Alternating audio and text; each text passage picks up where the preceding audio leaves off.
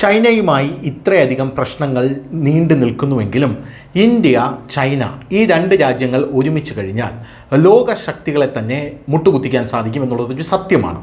റഷ്യയും ഇതിനായി പരിശ്രമിക്കുന്നുണ്ട്. അതുകൊണ്ടാണ് RIC ട്രോയ്ക്ക എന്ന് പറഞ്ഞൊരു സഖ്യം ഇവർ രൂപീകരിച്ചതും ഇതിന്മേലുള്ള ചർച്ചകൾ ഇപ്പോൾ നടത്തിക്കൊണ്ടിരിക്കുന്നതും. ഇത് തിരിച്ചറിഞ്ഞത് അമേരിക്കയാണ്. അതുകൊണ്ട് തന്നെ അമേരിക്ക ഇന്ത്യയും ചൈനയുമായി ഒരു യുദ്ധമുണ്ടാകാനായി ആഗ്രഹിക്കുന്നു. അതിന് നിരന്തരമായി ശ്രമിച്ചുകൊണ്ടേയിരിക്കുന്നു. എന്നാൽ അമേരിക്കയുടെ ഈ തിട്ടൂരത്തിൽ വീഴാതെ ഇന്ത്യ ഇരിക്കുകയും ചെയ്യുന്നുണ്ട്. എന്നാൽ ചൈനയുമായി ഒരു യുദ്ധം ഉണ്ടായിക്കഴിഞ്ഞാൽ അതിനെ നേരിടാനുള്ള സന്നാഹങ്ങൾ ഇന്ത്യ ഒരുക്കുകയും ചെയ്യുന്നുണ്ട്. അതാണ് ഇന്ത്യയുടെ ഔചിത്യബോധം എന്ന് പറയുന്നത്. അമേരിക്ക ചൈനയുമായി യുദ്ധം ഉണ്ടാകണമെന്ന് ആഗ്രഹിക്കുമ്പോൾ ചൈനയുടെ കാൽക്കൽ പോഴി വീണ് ചൈനയുമായി സൗഹൃദം സ്ഥാപിക്കുകയല്ല ഇന്ത്യ ചെയ്യുന്നത്. ചൈനയെയും വിശ്വസിക്കാൻ പറ്റില്ല, അമേരിക്കയും വിശ്വസിക്കാൻ പറ്റില്ല. നമുക്ക് നമ്മുടേതായിട്ടുള്ള ഒരു സ്റ്റാൻഡ് വേണം എന്ന് പറഞ്ഞുകൊണ്ടാണ് ഇന്ത്യ ഇപ്പോൾ മുന്നോട്ട് നീങ്ങുന്നത്. എന്തായാലും ഗാൽവാൻ സംഘർഷത്തിന് ശേഷം ഇപ്പോൾ ചൈനീസ് വൈസ് പ്രസിഡൻറ്റിനെ കാണാനായി നമ്മുടെ വിദേശകാര്യമന്ത്രിയായിട്ടുള്ള ജയശങ്കർ അവിടെ പോയിരിക്കുകയാണ്, ചൈനയിൽ പോയിരിക്കുകയാണ്. അദ്ദേഹത്തിന് ഉജ്ജ്വല വരവേൽപ്പാണ് ലഭിച്ചതെന്നുള്ളതാണ് നമുക്ക് മനസ്സിലാക്കാൻ കഴിയുന്ന ഒരു കാര്യമെന്ന് പറയുന്നത്. ചൈനയിൽ അദ്ദേഹത്തിന് ലഭിച്ച വരവേൽപ്പ് കണ്ണഞ്ചിപ്പിക്കുന്നതാണ്. പോരാത്തതിന് ഷീ ജിൻപിങ് ഇല്ലാത്തത് കൊണ്ട് വൈസ് പ്രസിഡൻറ്റുമായി അദ്ദേഹം കൂടിക്കാഴ്ച നടത്തിയിരിക്കുന്നു, പല കാര്യങ്ങളും അവിടെ പറഞ്ഞുറപ്പിച്ചിരിക്കുന്നു എന്നുള്ള റിപ്പോർട്ടുകൾ ഇപ്പോൾ ലഭിക്കുന്നുണ്ട്. 5 വർഷത്തിന് ശേഷമുള്ള തൻ്റെ ആദ്യ ചൈന സന്ദർശനത്തിനെത്തിയ വിദേശകാര്യമന്ത്രി സുബ്രഹ്മണ്യം ജയശങ്കർ തിങ്കളാഴ്ച ചൈനീസ് വൈസ് പ്രസിഡന്റ് ഹാൻ ഷെങ്ങുമായി കൂടിക്കാഴ്ച നടത്തി. അയൽക്കാരും തങ്ങളുടെ ഉഭയകക്ഷി ബന്ധത്തിലെ സമീപകാല പുരോഗതിയെക്കുറിച്ചാണ് പ്രധാനമായും ചർച്ച ചെയ്തത്.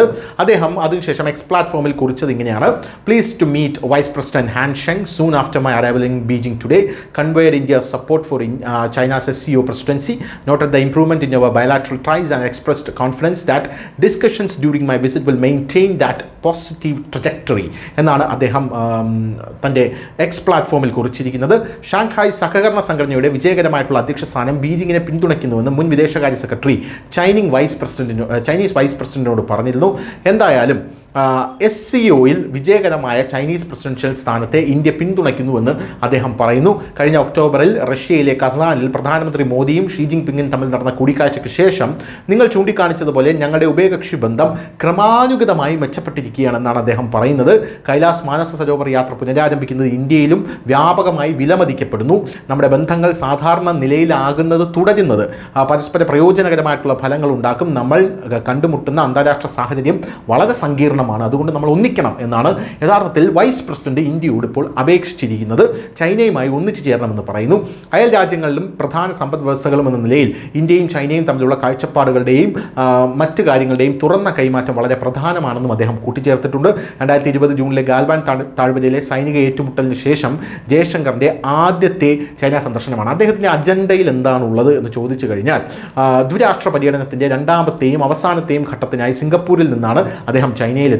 ഫെബ്രുവരിയിൽ ദക്ഷിണാഫ്രിക്കയിലെ ജോഹന്നാസ്ബർഗിൽ നടന്ന G20 യോഗത്തിനിടെ രണ്ട് ഉന്നത നയതന്ത്രജ്ഞരും കണ്ടുമുട്ടി. ഇവിടെ ഇരുപക്ഷവും പരസ്പര വിശ്വാസത്തിനും പിന്തുണയ്ക്കും വേണ്ടിയുള്ള ആഹ്വാനങ്ങൾ പ്രതിധ്വനിപ്പിച്ചു എന്നും മനസ്സിലാകുന്നു. SCO വിദേശകാര്യമന്ത്രിയുടെ യോഗം ചൊവ്വാഴ്ച ടിയാൻജിയിൽ നടക്കുന്നുണ്ട്. പതിറ്റാണ്ടുകളായി നിലനിന്നിരുന്ന അതിർത്തി തർക്കം പരിഹരിക്കുന്നതിനായി പ്രത്യേക പ്രതിനിധികളുടെ സംവിധാനത്തിന് കീഴിലുള്ള ആസൂത്രിതമായ സംഭാഷണത്തിന്റെ ഭാഗമായി NSA അജിത് ഡോവലുമായി കൂടിക്കാഴ്ച നടത്താൻ വാങ് യി അടുത്ത മാസം ഇന്ത്യ സന്ദർശിക്കുമെന്നാണ് ഇന്ത്യയും പ്രതീക്ഷിക്കുന്നത്. News desk news India Malayalam.